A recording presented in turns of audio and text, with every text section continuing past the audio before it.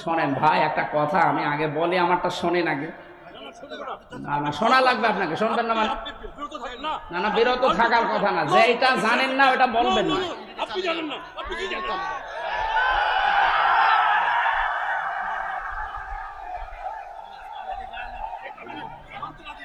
আপনি বিএনপির কথা বলবেন, আপনি ইলিয়াসের কথা বলবেন, ইলিয়াসের কম হয়েছে, আপনি ইলিয়াসের বিএনপির কথা বলবেন।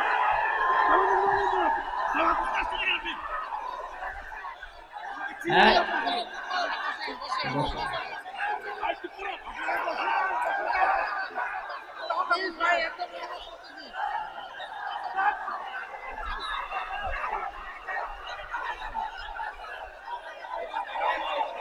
আরে ভাই, উনি তো ওনার পজিশনে নষ্ট করে দিল।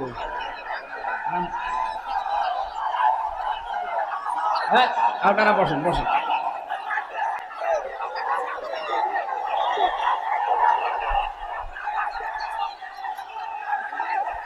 বসেন।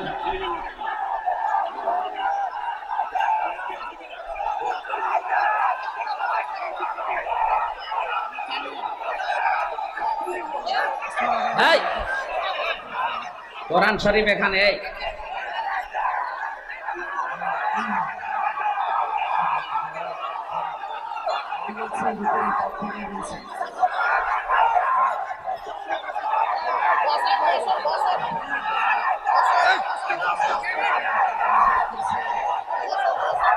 এই কি আশ্চর্য, বসেন।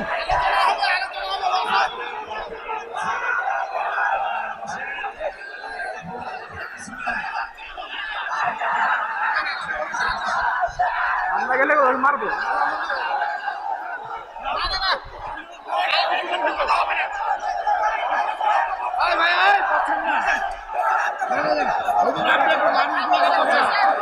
হুজুর মানুষগুলাকে সান্ত্বনা করেন।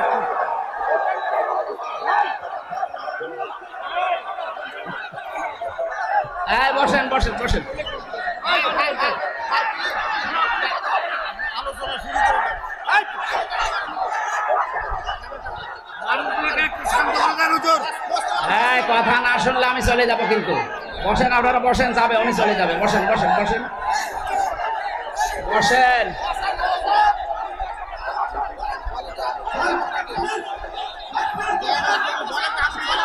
বসেন। আমি চলে গেলাম।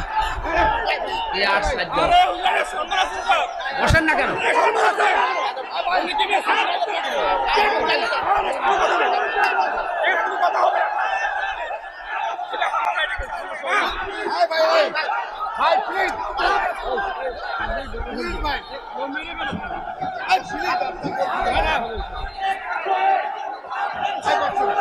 আমাদের সাবেক এমপি সাহেবের মতো আয়াত পড়লে তো ছোট মানুষে হাসবে, এই জন্য আয়াতগুলো ওনারা সেই দিনে বলেছিলাম যে শুদ্ধ করে নেবেন, মানে মনে হয় সময় পায় না। আজকে আছে কিন্তু এখনো হয়নি। না হয়নি, আরো শুনেন আমার থেকে, আপনাকে সময় দিব। ঠিক আছে, 100 বার সময় দিব আপনাকে। আপনি আরো সময় নেন। অবজেকশন। তেলাওয়াত আপনি আমার সামনে করছেন, আপনি বললে আপনি বললেন, ঠিক আছে আলহামদুলিল্লাহ। আপনি শেখেন, আপনাকে তো শিখতে বলছি। Please please look your prestige. আরে ভাই, আমি তো you are honourable person, I remember you, I respect you. না, সরেন, ফর ইওর স্পিচ, আমাকে বলতে দিন। Deliver the speech for your safety, আমাকে বলতে দিন। ফর ইওর না না না না, why you have criticized me? এই সরেন সরেন। My insult. No, my insult. Why you criticized me?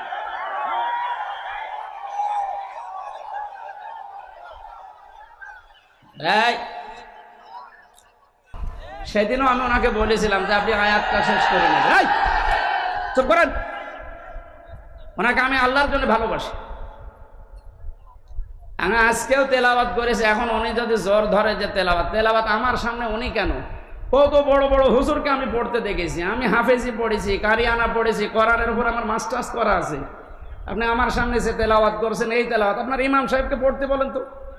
আপনি তো কোথাকার দূরের মানুষ, আপনি গ্রামারের কোন কায়দাটা জানেন বলেন? একটা তেলাওয়াত করতে হলে যতগুলো নিয়ম নীতি জানা লাগে আপনার জানা নেই, জোর ধরলে হবে? এজন্য বলছে আপনি আরো শেখেন, ভালো, আপনি তো আমি উদ্বুদ্ধ করছি।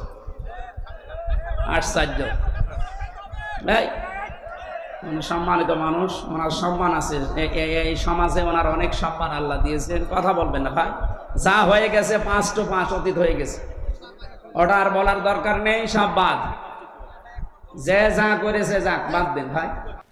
2006 থেকে এ পর্যন্ত যত মানুষ মারা গেছে সব কিছুর পেছনে হাসিনা দায়ী, ডাইরেক্ট বলেন আর ইনডাইরেক্ট বলেন।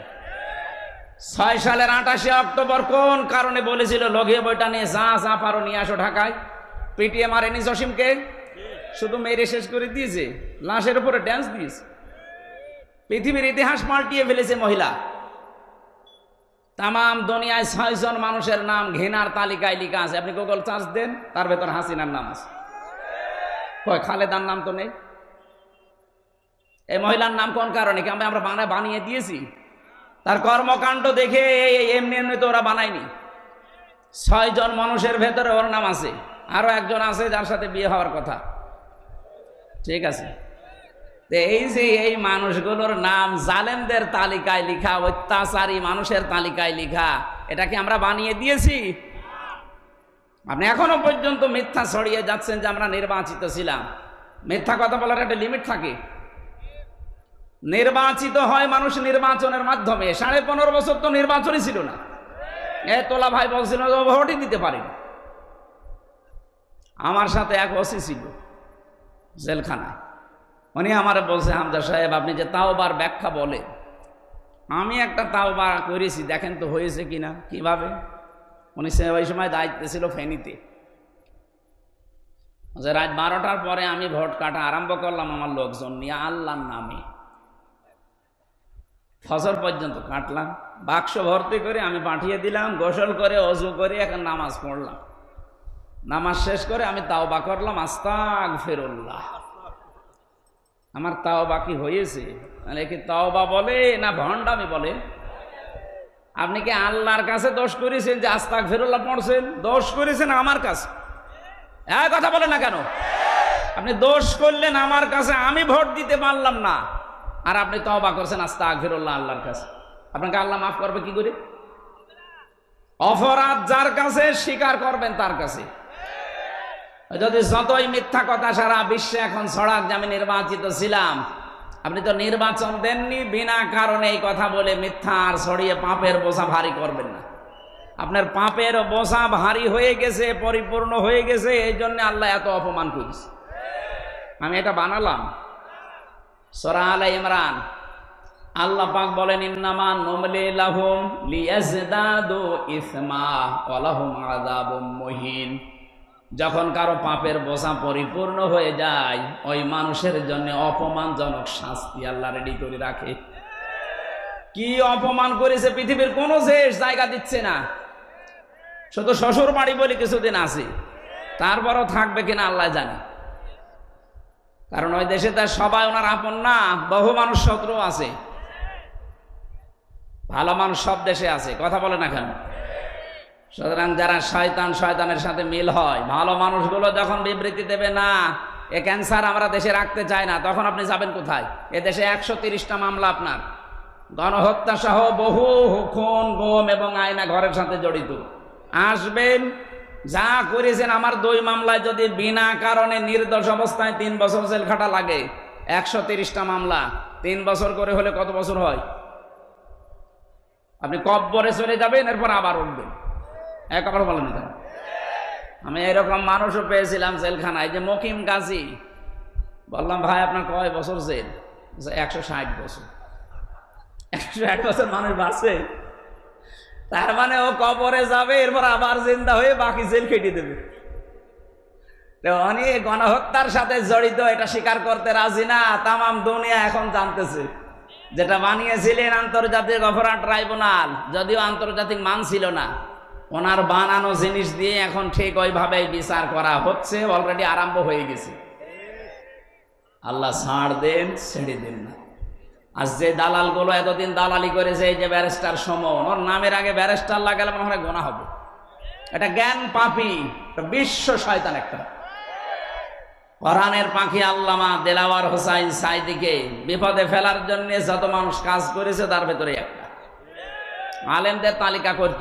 এই যে কালামানিক বিসি উড়িয়ে গেছে, ওই 116 জনের টার্গেট করেছিল আলেমদের, তার ভেতরে আমার নামও দিয়েছিল। এখন ওর নামে আল্লাহ টার্গেট তালিকা করে দিয়েছে।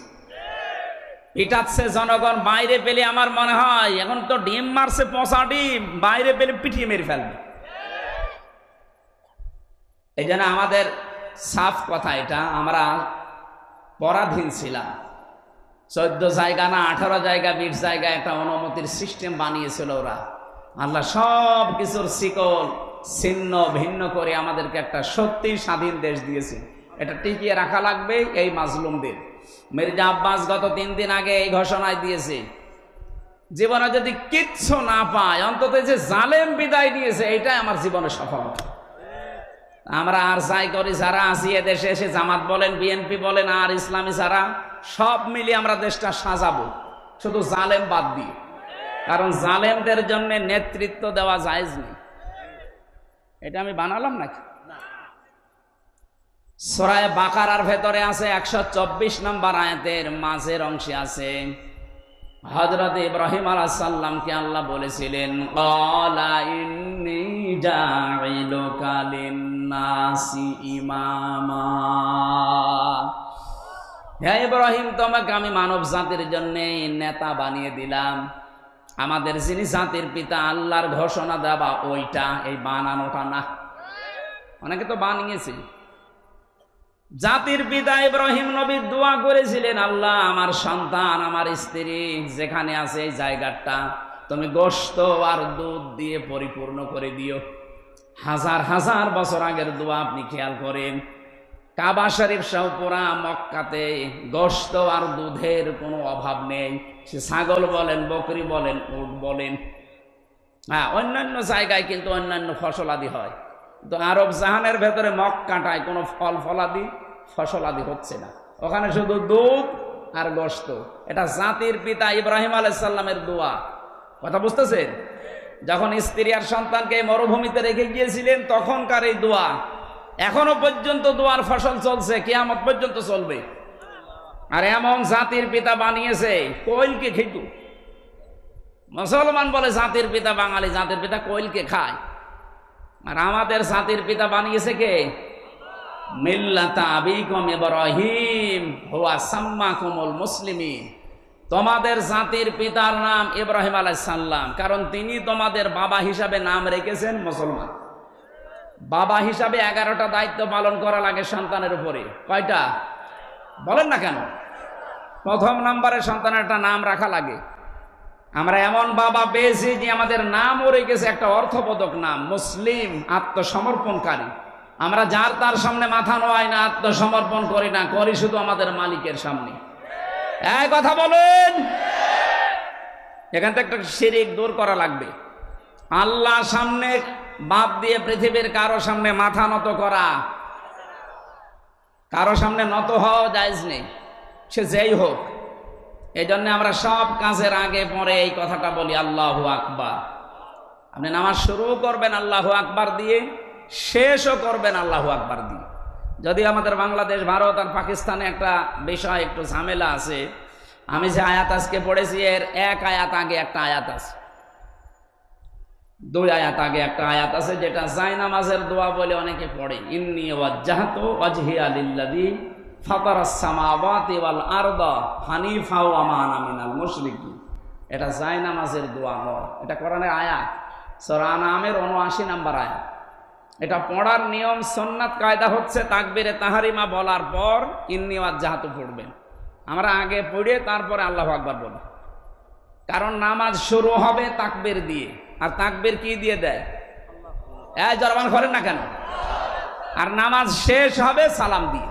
নামাজ শেষ আল্লাহু আকবার তাকবীর দিয়ে শুরু, সালাম দিয়ে শেষ।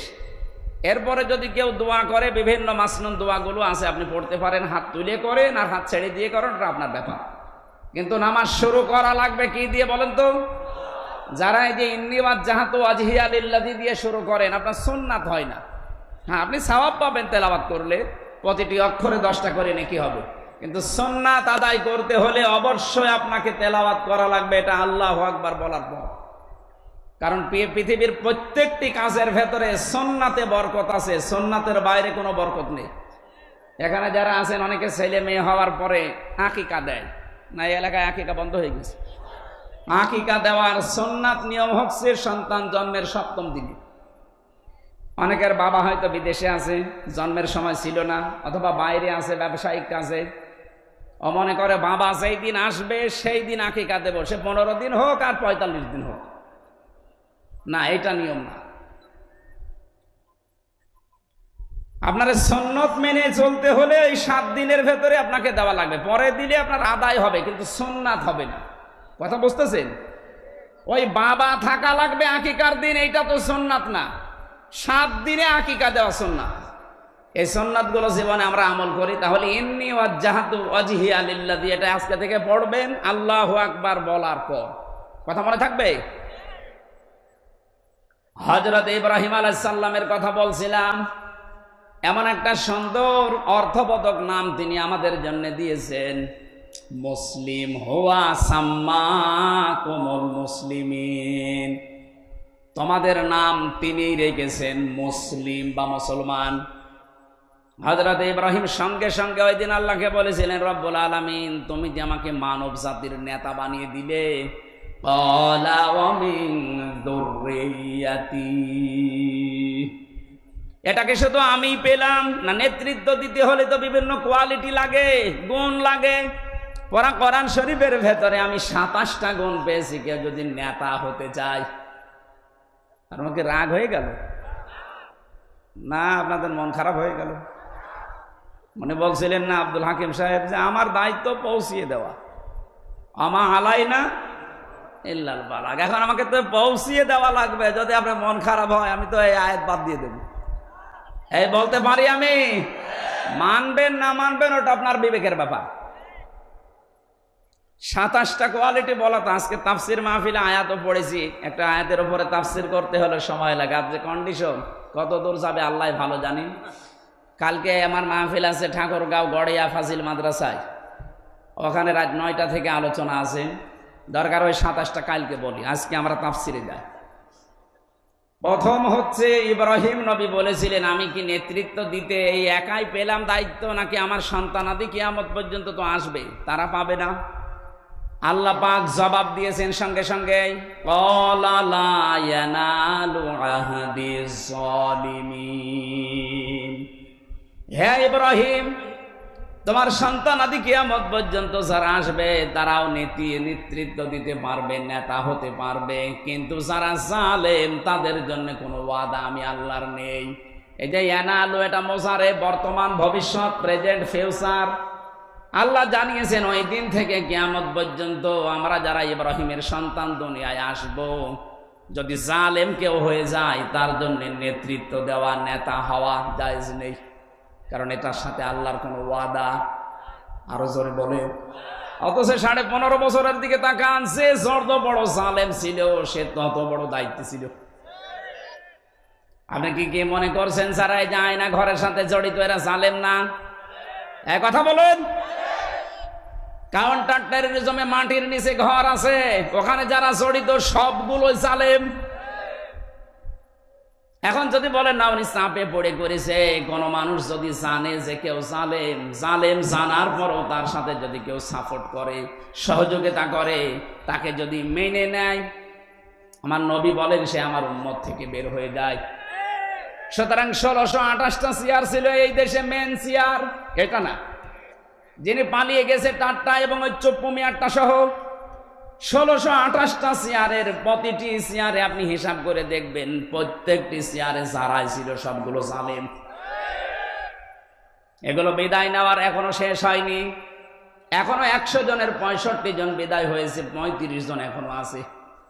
আমরা চাচ্ছি যিনি দায়িত্বে আছেন অন্তর্বর্তীকালীন সরকারের, যত তাড়াতাড়ি পারেন এই জালেমদেরকে চেয়ার থেকে মুক্ত করেন।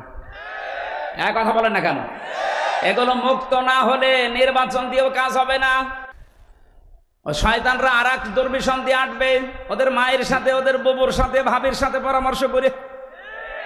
কারণ গোপনে গোপনে দেখছি মাঝে মাঝেই নিজেরা মোবাইল করে, নিজেরাই রেকর্ড করে, নিজেরাই এডিট করে, নিজেরাই ছাড়ে। তাছাড়া আপনি হিসাব করতে পারেন, ঠাকুরগাঁও এই হরিপুর ইউনিয়নের 100 জন ওই জালেমদের সদস্য ছিল, তার ভেতরে 51 নম্বর যে তার কাছে কল দেয় দিল্লি বসে বসে, ওরা জীবনে নাম শুনিস? এই সমস্ত দৃশ্যগুলো দেখে বোঝা যাচ্ছে যে এগুলো আসলে মোবাইলে আসল কল না, ওরা আগে থেকে লাইন করে রাখে, নিজেই কল দেয়, নিজে এগুলো রেকর্ড করে, নিজে আগের থেকে সব ফেসবুকে লিখে বলে দেয়, আইডিতে লিখে বলে যে আমি এইভাবে এইভাবে বলবো, জনগণের ভেতরে যেন একটা আতঙ্ক তৈরি হয়। তুমি থাকো ডালে ডালে, দেশের জনগণ এখন থাকছে পাতায় পাতায়। কত রকমের রাডার আছে দেশে, আপনি টেরও পাননি। আমি তো রিমান্ডে অনেকগুলো দেখেছিলাম গোপনে। বাস্তবতায় এই আপনি কোনো ষড়যন্ত্র করে আর সফল হতে পারবেন না, কারণ পৃথিবীর নিয়মই এইটা, কোন জালেম কোন স্বৈরাচার পালিয়ে যাওয়ার পর আবার ফিরে এসেছে এটা পৃথিবীর রেকর্ডে নেই। এই কথা বলেন না কেন? তাহলে লক্ষণ সেল আবার ঘুরে আসতো, এসেছে 850 বছর হয়ে গেল, আজও আসেনি।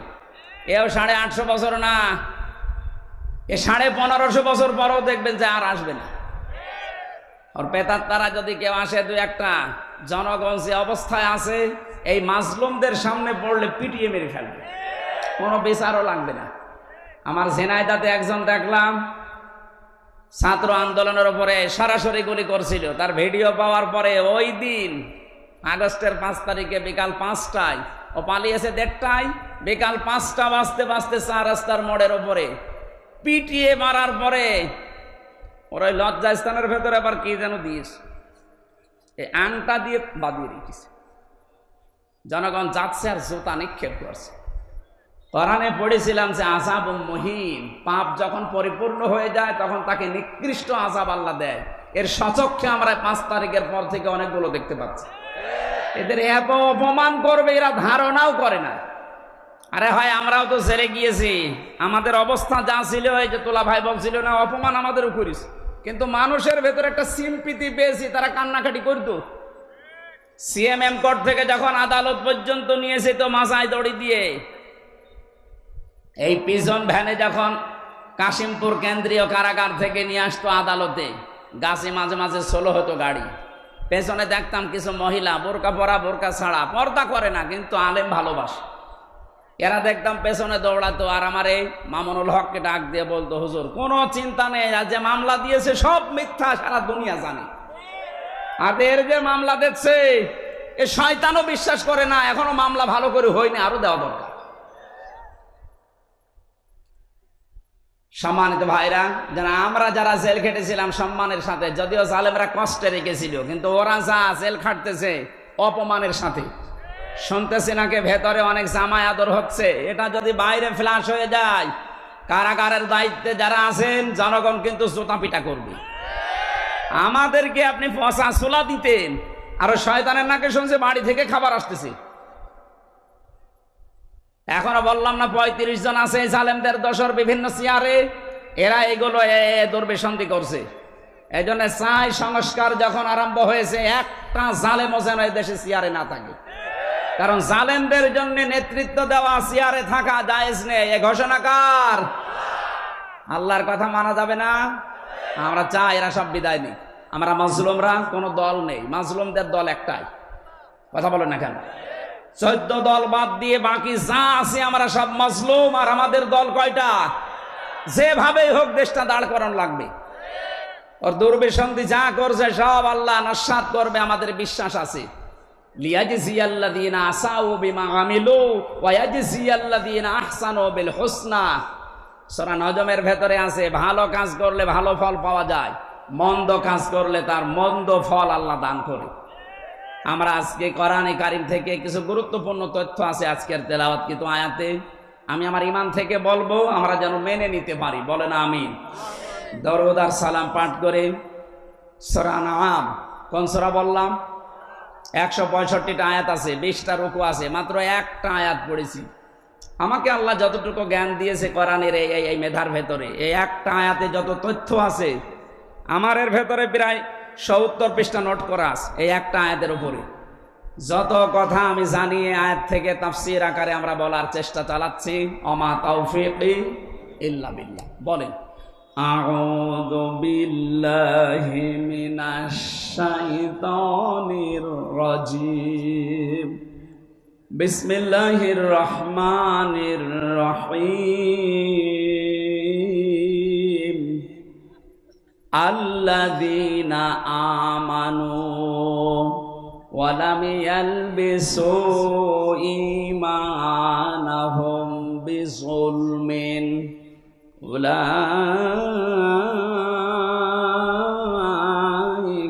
লাহুমুল আমনু ওয়া হুম মুহতাদুন।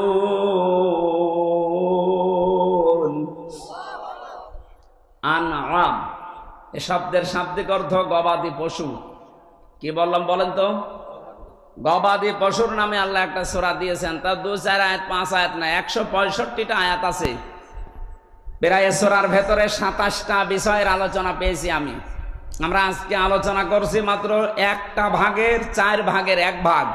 এই আয়াতের ভেতরে 4টা বিষয় আছে, আমরা একটা ভাগ আলোচনা করব। আমাদের আলোচনার বিষয় হচ্ছে নিরাপত্তা। এখানে সমস্যা, এত আসা যাবে না ভাই, জরুরি না থাকলে বসেন। আপনি মাহফিল দিয়েছেন, শোনেন না মানে? সে এক মহিলা দৌড়াচ্ছিল, ওয়াজ মাহফিল হচ্ছে গ্রামে, আর দৌড়াচ্ছে। বলছে কি গো, তোমাদের এলাকায় ওয়াজ হচ্ছে তুমি দৌড়াও? ওয়াজ দিয়েছি তাই কখন আবার শোনা লাগবে? এদের অবস্থা দেখি তো তাই মনে হচ্ছে, মনে মনে করছে ওয়াজ দিয়েছি তাই কত না আবার আমি শুনবো। তার ভাই আপনি শোনার জন্যই তো দিয়েছেন, একটু স্থির থাকেন। আমরা নামকরণ আছে, ঐতিহাসিক প্রেক্ষাপট আছে, সানে নজরুল আছে, আবার বাংলা অর্থ আছে মাতৃভাষায়, এরপরে বাস্তব ব্যাখ্যা আছে, মূল শিক্ষা আছে। এইগুলো নিয়ে তাফসির করা লাগে। এগুলো অধিকাংশ জায়গায় আপনারা আলেমদের মুখে শোনেন যে নামকরণ কেন হয়, ঐতিহাসিক প্রেক্ষাপট, নাজিল হওয়ার কারণ কি, শানে নজরুল যেটা বলে, বাংলা অর্থ কি। আমরা এইদিকে এগিয়ে যাই। তাফসির করতে হলে কমপক্ষে এই আগের আয়াত পরের আয়াতের সাথে সম্পর্ক কি, এর সাথে যোগসূত্র কি আছে, এটা আগে জানা লাগে। আমরা এখানে শিরকের বিষয়গুলো আলোচনায় আছে। আল্লাহ পাক আমাদেরকে নিরাপত্তা দিতে চান। আল্লাহ এইভাবে তার কুদরতি আঙ্গুল, মনে হচ্ছে এই আমাদের এই ঠাকুরগাঁ কি হরিপুর, এদের দিকে এইভাবে দিয়েছেন। এই যে উলাইকা, উলাইকা শব্দটা ইসমে ইশারা।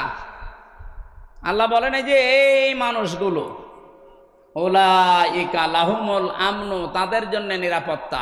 সুবহানাল্লাহ বলতে পারেন না? এখন নিরাপত্তা পেতে হলে কি কি করা লাগবে, এর আগে সেই গুণগুলো আছে, আমরা ওইগুলো দেখি আমাদের ভেতরে পাওয়া যায় কিনা। আমরা সব সময় নিরাপত্তা, স্বস্তি, শান্তি এর পক্ষে নাকি? আমরা নিরাপত্তা চাই না, শান্তি চাই না, স্বস্তি চাই না। নিরাপত্তা এখনো পর্যন্ত আমরা পাচ্ছি না। আজকে ওসি সাহেব এসেছিল তদন্ত, একজন প্রশ্ন করছিল, দেখলাম যে আমাদের এলাকায় ডাকাতি, চুরি, এই ছেঁচড়া এগুলো বেড়ে গেছে, আপনারা কি করবেন? চেষ্টা চালাচ্ছে ওনারা। এখন এইগুলো বন্ধ করার জন্য যে নিয়ম নীতি, ঔষধ আল্লাহ দিয়েছে, ঔষধ যদি জায়গা মতো না পড়ে, ও জীবনও বন্ধ হবে না। আমরা যেহেতু নিরাপত্তা চাচ্ছি, আর আসল নিরাপত্তার মালিক আল্লাহ কে? আজকের বিষয় কি বললাম বলেন তো? নিরাপত্তা। আরো জোরে বলেন, কি বলেন? আল আমনু। আল আমনু মানে নিরাপত্তা। শান্তি আমার আল্লাহর একটা নাম, সালাম। সালাম কার নাম? আল্লাহ বলেন আমি শান্তি দেওয়ার একচ্ছত্র মালিক। এটা যদি কেউ কিনতে পাওয়া যেত, তাহলে পৃথিবীতে গরিব মানুষ অশান্তিতে থাকতো 24 ঘন্টা। কিন্তু তামাম দুনিয়ার জরিপ দেখেন, সবচাইতে বেশি শান্তিতে থাকে গরিব মানুষগুলো। রাতের বেলা ওদের যে ঘুম হয়, ট্রাকের চাকা আপনি মনে করবেন বাস্ট হয়ে গেছে। আর ধনী মানুষকে, আমি তো বহু জায়গায় মিশেছি, বাংলাদেশে যারা সবচাইতে বড় ধনী ধনী মানুষ, আকিস গ্রুপের ওপরে 3 জন ধনী মানুষ থাকলে আকিস গ্রুপ একটা, তাদের সাথে আমি ছিলাম, আমি দেখেছি, এখনো আমি তাদের চাকরি করি, আমি তাদের খতিব। এই মানুষগুলোর রাতের বেলা ঘুম আসে না। এরা পাওয়ার আলা বড়ি খায়, সিটাক্সিন খায়, কশিয়াম খায়, তাও নর্মাল টানা, একেবারে হাই পাওয়ারে। এরপরও ঘুম আসতে চায় না। না জানি কখন কোন ফাঁক দিয়ে কে আবার কিছু মেরে দেয় কিনা। আর ট্রাকের চাকা বাস্ট হয়ে যাইলে যে শব্দ হয়, এরকম নাকের আওয়াজ দিয়ে ঘুমাচ্ছে ট্রাকের চাকার পাশে। কোনো বড়ি খাওয়া লাগে না। এক কথা বলে না কেন? শুধু ডাল আর আলু ভর্তা দিয়ে খেয়ে 8 ঘন্টা মরণের ঘুম ঘুমাচ্ছে। এই জন্য শান্তি দেওয়ার একচ্ছত্র মালিকানা আল্লাহর, আর এই শব্দটা আল্লাহ নিজের জন্য খাস করে নিয়েছে। সালাম, সালাম, সালাম কার নাম? আর দুনিয়াতে সালাম নেই? আছে, কিন্তু এরা সালাম না, এরা আব্দুস সালাম। চা আছে, লাল চা।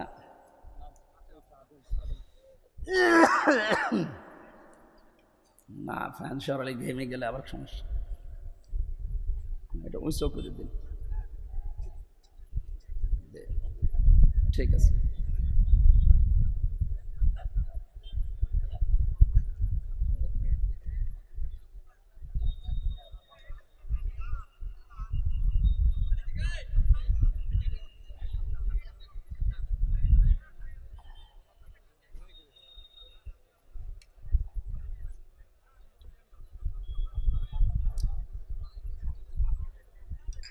ঠিক আছে, আর আসা দরকার নেই।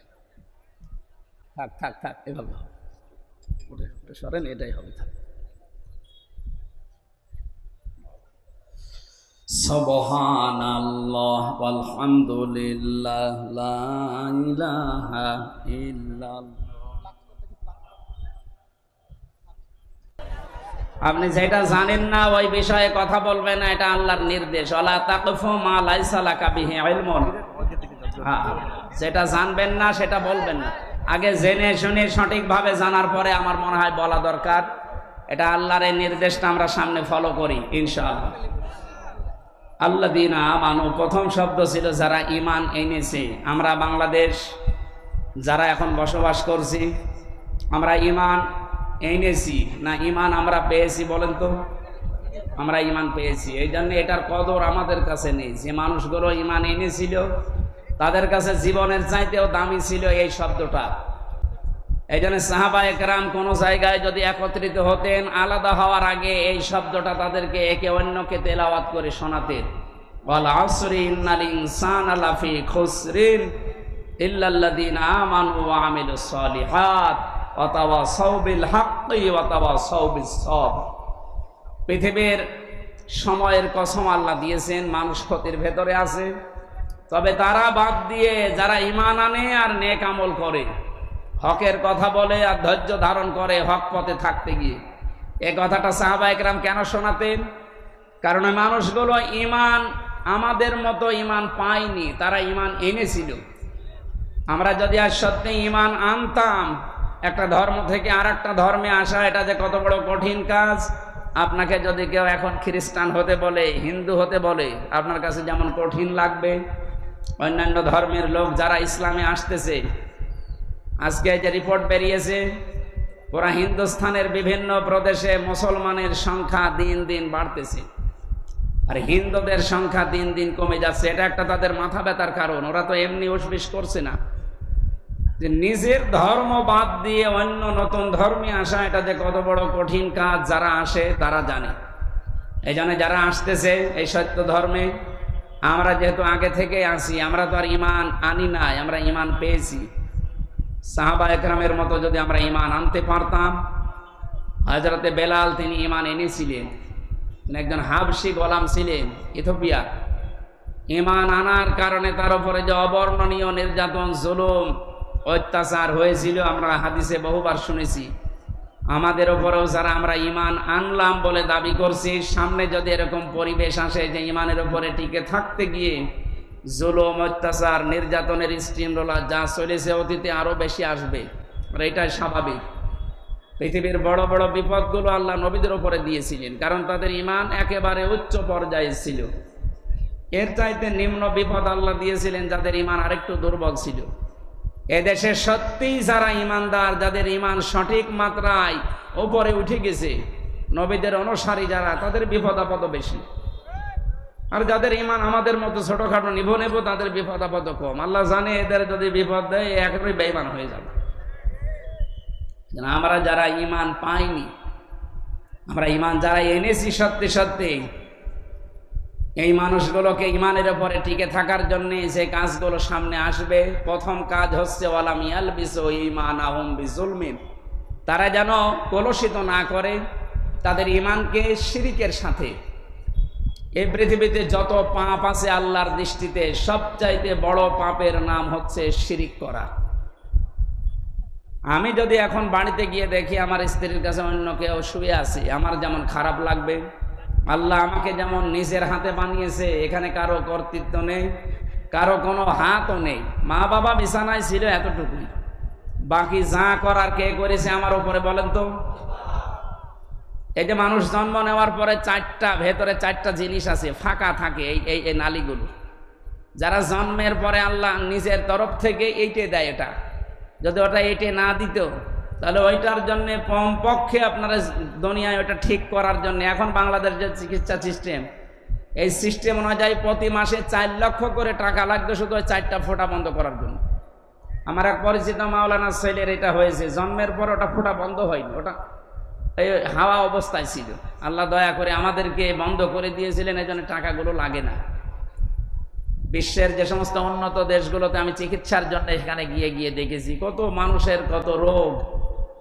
এই যে আল্লাহ আমাকে বানানোর পেছনে কারো সাহায্য সহযোগিতা নেননি, মা বাবার মাধ্যমে দিয়েছেন। এই জন্য আল্লাহর কাছে সবচাইতে ঘৃণিত, ওনার সাথে যদি কাউকে আমরা অংশীদার বানিয়ে দেই, হয়তো তার ক্ষমতার সাথে, তার পাওয়ারের সাথে, তার নিয়ামতের সাথে, তার আইনের সাথে, যে কোনো জিনিসের সাথে যদি কেউ আল্লাহর সাথে কাউকে যোগ করে দেয়, ওই স্বামীর মতো আল্লাহ রেগে যায়। শিরিকের 1 নাম্বার অর্থ হচ্ছে আল্লাহ যেটা পারে ওইটা অন্য কেউ পারে, এই বিশ্বাস করার নাম শিরিক। এ বিশ্বাস এখানে অনেক মানুষ বসে আছেন, আমি যেহেতু আমার দায়িত্ব পৌঁছিয়ে দেওয়ার, এই নিয়ত নিয়ে বলছি। মানবেন না মানবেন আপনার ব্যাপার। আল্লাহু আকবার যারা বলেন, আল্লাহু আকবার মানে আল্লাহ সবচাইতে বড়, আকবারের পরে পেশ আছে শেষে, আল্লাহু আকবারু। এসমে এই যে আকবার, এটা সবচাইতে বড় শব্দ, আরবিতে এর চাইতে বড় শব্দ আর নেই। এটা দ্বারা বোঝাতে চেয়েছে যে আমি আল্লাহর চাইতে বড় যেমন কেউ নেই, আমার চাইতে ক্ষমতাশালীও কেউ নেই। এজন্য বাংলাদেশে একটা শিরিক এই শব্দ দিয়ে প্রচার করা আছে, সমস্ত ক্ষমতার উৎস আল্লাহ। কিন্তু আমরা অনেকে বিশ্বাসী আছি ক্ষমতার উৎস জনগণ। যাদের এটা আছে আপনারা পাল্টাবেন। এই বিশ্বাস থাকলে আপনি শিরিকে আছেন। আর শিরিক যদি কেউ জাররা পরিমাণ নিয়েও মারা যায়, কিয়ামতে ওর আমল নামা যাই হোক, নামাজ রোজা দান সাদগা যাই করুক, ওটা ধলিকণার মতো ওর মুখের উপরে নিক্ষেপ করবে। এটা আমি আপনার ক্ষতি করার জন্য বললাম নাকি? হ্যাঁ, এরকম বিশ্বাসে কেউ থাকলে বিশ্বাস পরিবর্তন করে ফেলবে। জনগণ ক্ষমতার উৎস নয়, জনগণ ক্ষমতার উৎস নয়। বারবার বলছি কেন? কারণ কোন জিনিস যদি বারবার বলা হয় ওটা অন্তরে বসে ভালো। উনি যে আয়াত পড়েছিলেন, ওই আয়াতের মিনিং এইটাই, তাবারাকাল্লাযী বিয়াদিহিল মুলক ওয়া হুয়া আলা কুল্লি শাইইন কাদির অথবা কুলিল্লাহুম্মা মালিকাল মুলক তুতিল মুলকা মান তাশা। এই 2টা আয়াতের মর্ম অর্থ এক। আল্লাহ বলেন ক্ষমতার উৎস আমি আল্লাহ। ক্ষমতার উৎস কে? মানে এই বারবার বলছি, আবার বলছি, এই বিশ্বাসে যারা আছেন পাল্টিয়ে ফেলবেন আজকেই। এখন থেকে দৃঢ় বিশ্বাস করবেন আল্লাহ যেটা পারে ওইটা অন্য কেউ পারে না। ক্ষমতায় দিতে পারে কে বলেন তো? নামাতে পারে কে? হ্যাঁ, এই বিশ্বাস করা লাগবে। 2 নম্বরে জুলুমের ভেতরে প্রায় 8টা অর্থ আছে। 1 নাম্বার অর্থ শিরিক করা, 2 নাম্বার অর্থ অন্যায় করা।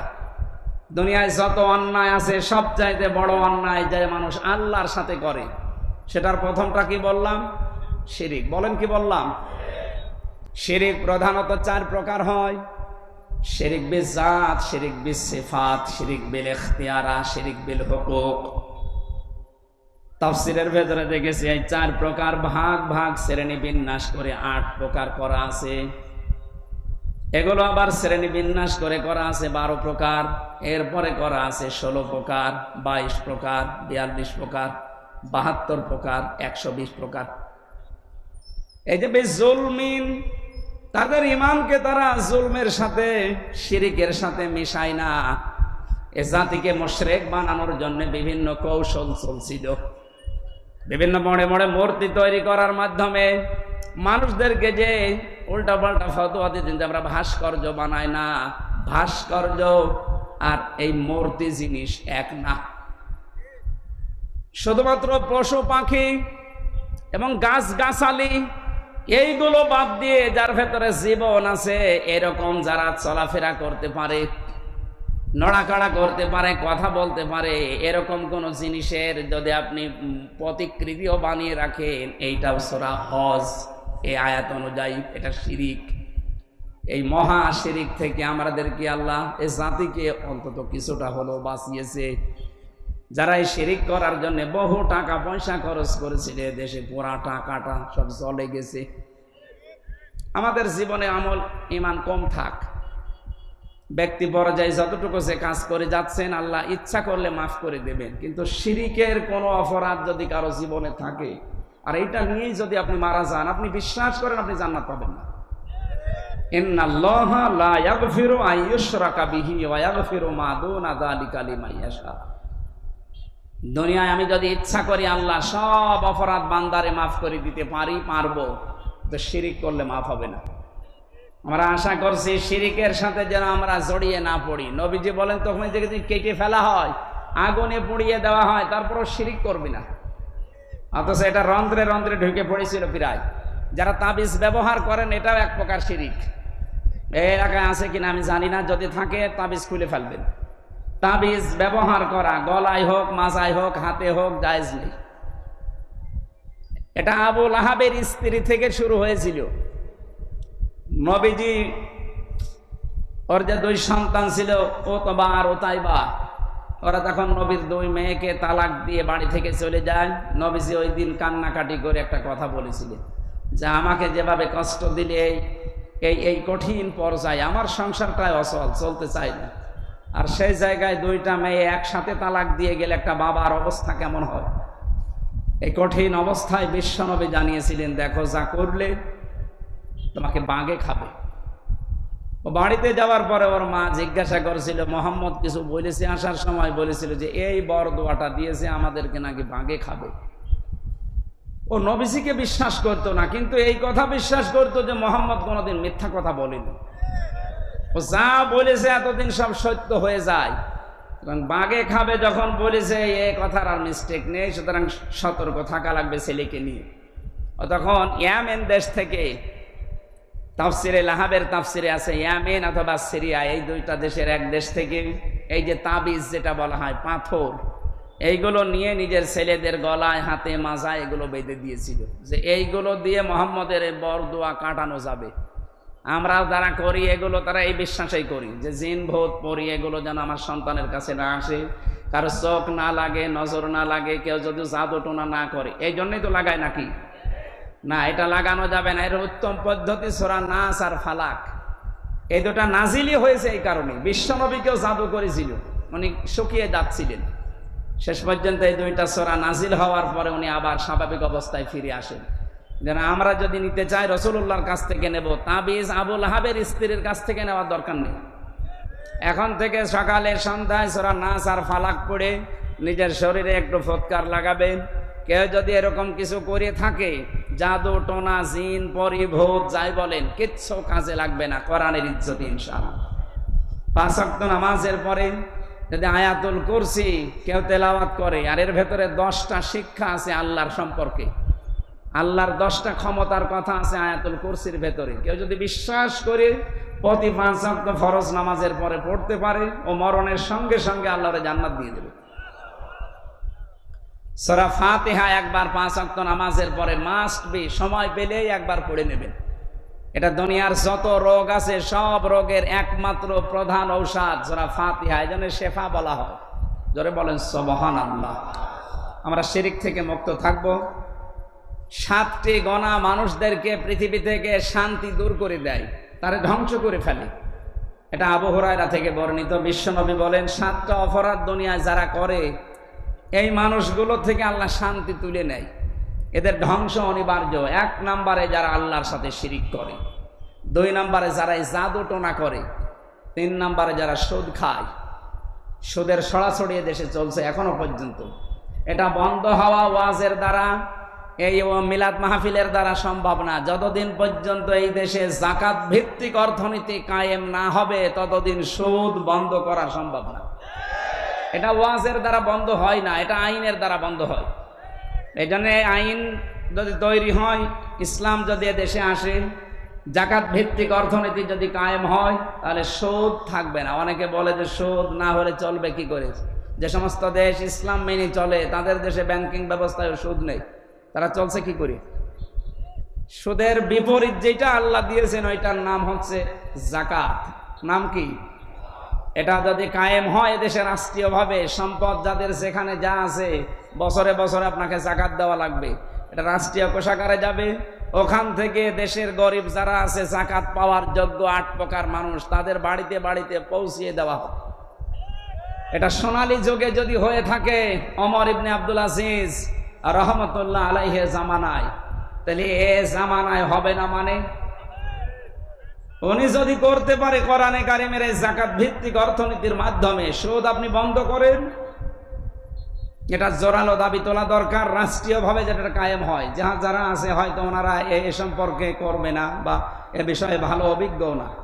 আমরা চাই যে মানুষগুলো সামনে দায়িত্বে যাবে, তারা যেহেতু মুসলিম, এদেশে 96% মুসলমান, 350 এমপির ভেতরে অন্তত 300 এমপি তো মুসলমান হবে।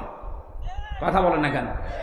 এ মুসলমানদের প্রধান দায়িত্ব, যদি ধ্বংস হতে না চান, নিজের ব্যক্তি সত্তা, পরিবার, সমাজ এবং রাষ্ট্রকে যদি ধ্বংসের হাত থেকে বাঁচাতে চান, সুদ নামক এই মহাজনকে বন্ধ করা লাগবে। আর এটা ওয়াজের দ্বারা, মিলাদের দ্বারা যেহেতু বন্ধ হয় না, এটা আইন লাগে। এই আইন পাশের মাধ্যমে আপনারা কাজ করবেন যারা সামনে যাবেন ইনশাআল্লাহ। তাহলে এ দেশে আমার আল্লাহ ধ্বংসের হাত থেকে আমাদের ঈমান, আমল এবং এই বাস্তবতাকে বাঁচাবেন। 4 নম্বরে যে মানুষগুলো মানুষ হত্যা করে, এটা যে 15.5 বছরে হয়েছে শুধু না, 53 বছরে চলতেছে। যে যখন আসে এই বিষয়টা গুরুত্ব দিতে চায় না, অথচ মানব হত্যা করা আল্লাহর কাছে এত বড় অপরাধ। সূরা মায়েদার 32-33 নম্বর আয়াত নাজিল করেছেন আল্লাহ। মান কাতালা নাফসাম বিগাইরি নাফসিন আও ফাসাদিন ফাকান্নামা কাতালান নাসা জামিআ। কোন মানুষ যদি বিনা কারণে একটা মানুষকে মেরে ফেলে, হত্যা করে, এ যেন তামাম দুনিয়ার সব মানুষকে মেরে ফেলল। আমান আহইয়াহা ফাকান্নামা আহইয়ান নাসা জামিআ। কেউ যদি কাউকে বেঁচে থাকার একটা অবলম্বন তৈরি করে দেয়, একটা কর্মজীবন বানিয়ে দেয়, তাকে বেঁচে ছেড়ে দেয় বাঁচার জন্যে, ও তামাম দুনিয়ায় মানুষকে বাঁচিয়ে দেওয়ার মতো সওয়াব পেল। সুতরাং আমরা মানুষকে মারবো না, আমরা মানুষকে বাঁচাতে চাই। আজ হাজারো মানুষ আমরা মানুষের মাথার উপরে বোঝা দিয়ে যাচ্ছি। এদেশে এখন যত ঋণ, এক একটা মানুষ এখন জন্ম হলেই 1 লাখ টাকা তার মাথার উপরে ঋণ। যারা দায়িত্ব ছিল অবশ্যই ঋণটা তারা দিয়ে গেল আমাদের। কথা বলেন না কেন? এই যে 3732 জন মানুষ মারা গেছে এই আগস্টের 5 তারিখের আগ পর্যন্ত, এবং 2780 জন এখনো হাসপাতালে কাতরাচ্ছে। হাসপাতালে যারা আছে তাদের পা নেই, হাত নেই, চোখ নেই, অন্ডকোষ উড়ে গেছে, বিভিন্ন রোগে রোগী তারা পড়ে আছে। এই রোগ যারা দিয়ে গেল, এই অবস্থা যারা বানিয়ে গেল, এই মানুষগুলো এই বোঝার সাথে জড়িত। এই 2780 জন মানুষ তার পরিবারের কাছে, ভাই বোনের কাছে, মা বাবার কাছে, সমাজের কাছে একটা বোঝা। এই কথা বলছেন না কারণ? এই বোঝা দ্বারা দিয়ে গেল, তারা নবীর উম্মত হতে পারে না। কারণ নবীজি সারা জীবন বোঝা বহন করেছেন, আর আপনি আরো বোঝা আমাদের উপরে দিয়ে গেলেন। আমরা এই বোঝা ফেলে দিয়ে স্বাভাবিক হতে আমাদের সময় লাগবে। আর এটা করার জন্য সবচাইতে উত্তম মাধ্যম একটা নির্বাচিত সরকারের হাতে এই দেশটা তুলে দেওয়া, নয়তো ষড়যন্ত্র যা হচ্ছে থামবে না। যতদিন ইউনূস সাহেব আছে, ষড়যন্ত্র, এই চক্রান্ত চলছে, আরো বেশি হবে। যতদিন পর্যন্ত নির্বাচনের মাধ্যমে নির্বাচিত সরকারের হাতে এই দেশটা দেওয়া না হবে, যখন দিয়ে দেবেন তখন বাইরের এই হাউখাউগুলো বন্ধ হয়ে যাবে। আমরা আশা করি যারা দায়িত্বে আছেন খুব অল্প সময়ের ভেতরে সম্মানজনক একটা সময় নিয়ে তাড়াতাড়ি করে একটা নির্বাচিত সরকারের হাতে দেশটা তুলে দিন। এই কথা বলছেন এখন? মানুষ হত্যার সাথে যারা জড়িত ছিল, বিশেষ করে গণহত্যা, প্রতিটি হত্যার বিচার যদি দেশে না হয়, আগামীতে যারা আসবে তারা আরো ডবল করে হত্যা করবে। আমরা চাই এটা নির্মূল হয়ে যাক। কিয়ামতের আগে এই দেশে যেন অবৈধ হত্যা আর কেউ শিকার না হয়। কথা বলেন ঠিক কিনা? এটা বন্ধ হওয়ার জন্য বিচার দরকার। যে যেখানে প্রমাণ হচ্ছে যিনি হত্যার সাথে জড়িত, কোরআন অনুযায়ী দেশের যে প্রচলিত আইন আছে এটা অনুযায়ী বিচার করেন, ও এমনি দুনিয়া থেকে বিদায় নেবে। কারণ মার্ডার করলে তাকে মার্ডার করা লাগে, এটা রাষ্ট্রীয়ভাবে আইন প্রচার আছে, এটা করুক। হত্যা করলে এই দুনিয়া ধ্বংস হওয়ার পেছনে কারণ এই 4 নাম্বার। 5 নাম্বার কারণ হচ্ছে জিহাদের ময়দান থেকে পলায়ন করা। এদেশের মানুষ যে এই যুদ্ধের ময়দান থেকে পালায় না, প্রমাণ আমরা পেয়েছি। 71-এও পালায়নি, 24 সালেও পালায়নি। সামনে যদি আবার যুদ্ধ করা লাগে, দেশের মুসলমানেরা পালাবে না। জালেমদেরকে বিদায় দিয়েছে, আবার যদি কেউ জুলুম করার জন্য আসে তাকে ওইভাবে বিদায় দেওয়া হবে। 6 নম্বরে ওই মানুষকে আল্লাহ ধ্বংস করে দেয় যারা সতী সাধবী নির্দোষ মানুষের উপর একটা তহমত লাগায়, বিশেষ করে নারীদের উপরে। বহু মানুষকে বিনা কারণে আন্দাজে উল্টাপাল্টা মামলা দিয়ে তার জীবনটা নষ্ট করে দিয়েছে এই বাকি সরকারগুলো। আমরা সামনে এই পুনরাবৃত্তি যেন না হয়। 7 নম্বরে গনার কাজ হচ্ছে ধ্বংস করে দেয় আল্লাহ তাদেরকে যারা দুনিয়াতে মা বাবার অবাধ্য সন্তান। আমি সহ যারা আছি আমরা যেন মা বাবার অবাধ্য হয়ে দুনিয়া থেকে বিদায় না নেই, তাহলে দুনিয়াও শেষ হয়ে যাবে, ধ্বংস হয়ে যাবেন আপনি আল্লাহর ভাষায়, আর আখিরাত তো আছে। আল্লাহ আমাদের হেফাজত করুন, বলেন আমিন। শান্তি পাওয়ার জন্য এই 7টা অপরাধ থেকে মুক্ত মাস্ট বি হওয়াই লাগবে।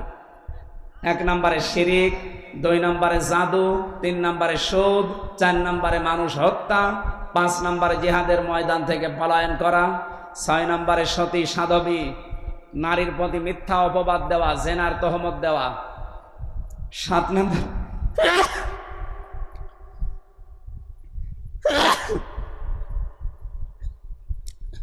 মা বাবার অবাধ্যচারিতা থেকে নিজেকে বাঁচিয়ে রাখা। কোরআনে কারিমে আল্লাহ মা বাবা সম্পর্কে যত তথ্য দিয়েছেন সব জায়গায় তিনি ব্যাখ্যা দিয়েছেন। আল্লাহ পাক বলেন ওয়াখফিদ লাহুমা জানাহাদ যুল্লি মিনার রাহমা ওয়াকুর রাব্বিরহামহুমা কামা রাব্বায়ানি সাগীরা। হে পৃথিবীর সন্তান যারা আইছো, তোমাদেরকে বলছি তোমাদের এই হাতের যে ছায়া আছে এই ছায়াটা মা বাবার উপরে বিছিয়ে রাখো। শুধু এভাবে বিছিয়েই শেষ করে দিবা না। এই জিল্লুন শব্দের ভেতরে আছে নম্রতা। আল্লাহ এখানে ডানা শব্দটা ব্যবহার করেছেন, জানা হাদ্দুল্লি মিনার রহমা। মানুষের কিন্তু ডানা হয় না, মানুষের হয় পাখা, হাত। মানুষের কি হয়? আল্লাহ ডানা দিয়েছে, এই কারণে মানুষের হাতের ভেতরে কোনো মোলায়েম নরম কিছু নেই, সব শক্ত হাড় দিয়ে বানানো। আর পাখির ডানা আল্লাহ ধার করে লাগিয়ে দিলেন এই আয়াতে এই কারণে, কারণ পাখির ডানার ভেতরে পর আছে, পালক আছে। এত মোলায়েম, এটা এত সফট, এত কোমল, একটার সাথে আরেকটা যখন লাগে, এর নিচে যখন মানুষ অবস্থান নেয় ওই জায়গাটায়, মানুষ না যখন ওর বাচ্চারা অবস্থান নেয় তখন একটা কিচির মিচির আওয়াজ দেয়। বাংলাতে এটার নাম বলা হয় অনির্বচন সুখ। দুনিয়ার বান্দা বান্দি যারা মা বাপ যাদের আছে, যাদের মারা গেছে, তাদেরকে আল্লাহ ধ্বংস থেকে বাঁচার জন্য এটা জানিয়েছেন।